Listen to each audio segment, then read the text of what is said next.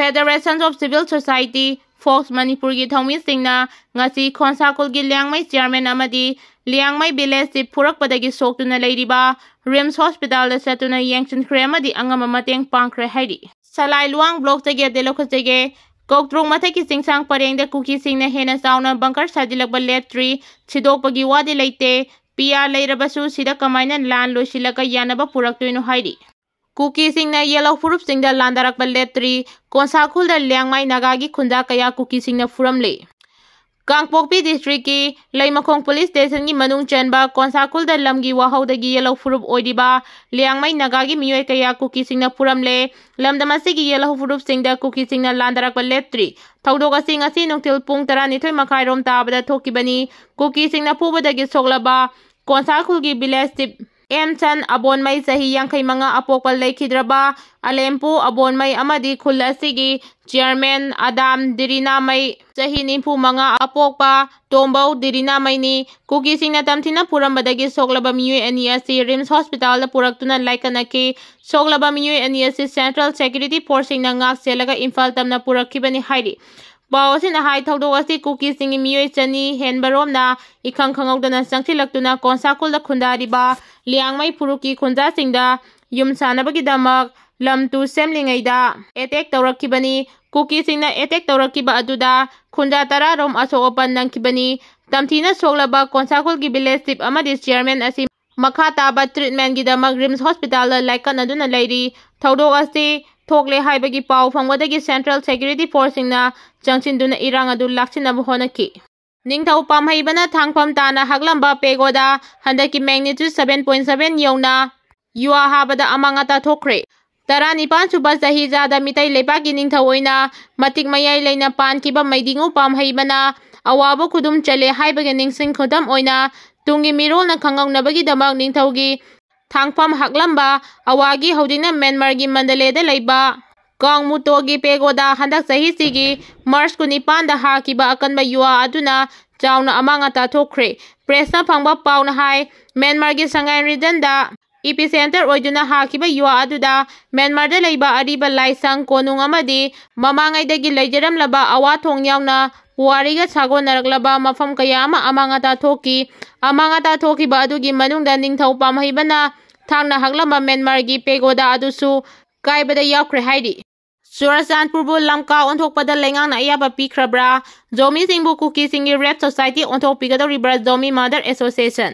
Chahi lising manga henbagi puari leijaraba Churachan ningthauna Churachandpur haina tholambaga loinana Manipur gazeta Churachandpur haina leijaraba lamdamasi ngasidi lamka haiduna onthokpada Manipur lengang ayaba pirabra Zomi Mother Association kauba association amana Churachandpur de headquarter oibadu lamka na headquarter ni haina onthokpada Register Cooperative Society na lamka ni haina masak khangba loinana registration number 303 MSR 1991 haiduna registration tawramle asigumba registration number asigi makhada handa kuki amadi zomi anigi marakta thokiba classes amada pikliba angang nupi masa amabu kuki senior rep tawki haibagi matangda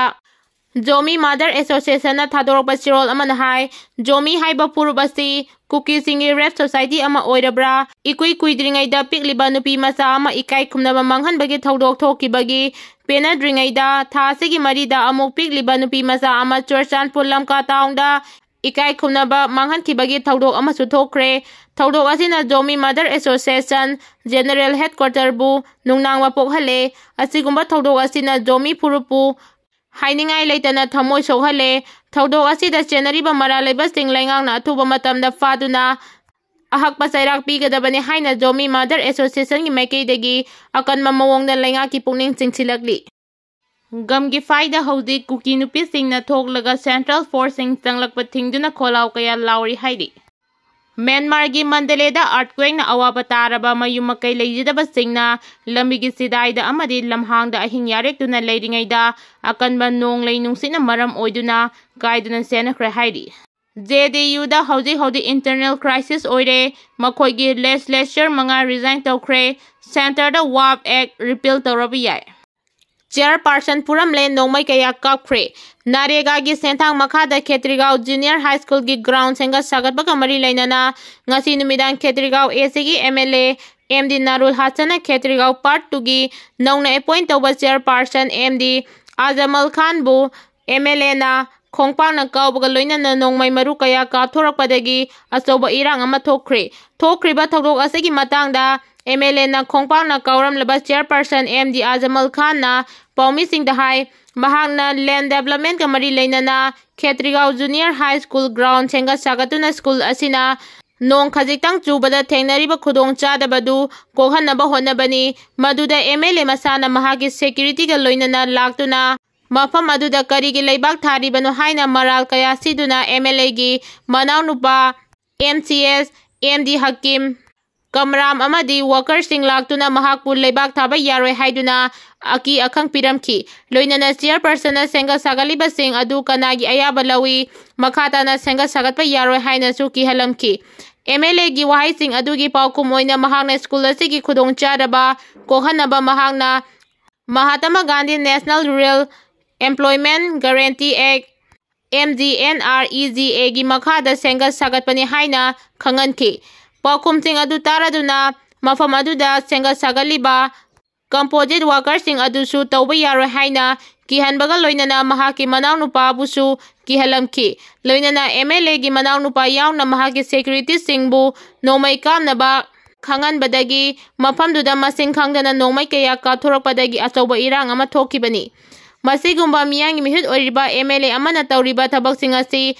tasengna laibak thibani tasengna makidi mahana Khetrigao Part 2 gi chairperson oirakpadagi MLA na ayadapan pibada natana aki akhang kaya su piduna lagli mahakna miyangi mihut oina chawkhathorang kaya paikhalakpada MLA na thingadaba oiragadi mahang masa hayengmak deputy commissioner gi office statuna thabak asidagi resign tawjage haina makhatari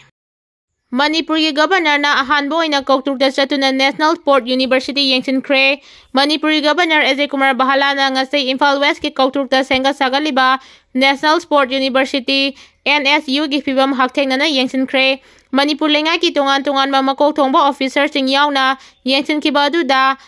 NSU gi maikeidagi governor bu taramna okki governor na makhata na university asigi infrastructure sing senga sagatpagi fibam su yengsinki loinana NBCC India Limited ki mihut sing yauna mifam amasu pangthoktuna university asigi mari leinaba project sing maruina water supply water expose land acquisition amadi university asi fawgi lambi ki matangda kupna khana nainakhi mifam aduda University of Youth Athletics and Sports Secretary to Governor NSU gi VC Commissioner Singh DC Imphal West amadi atai maru oiba miyoi kayana saruk yaki mifam asi loiraba matungda university asigi akoibada uchar kaya su thaki hairi governor gi maikeidagi senga sagaliba kaya sing asi apiba matamgi manungda chapchana loisinaba mari leinaba singda pauktak piki hairi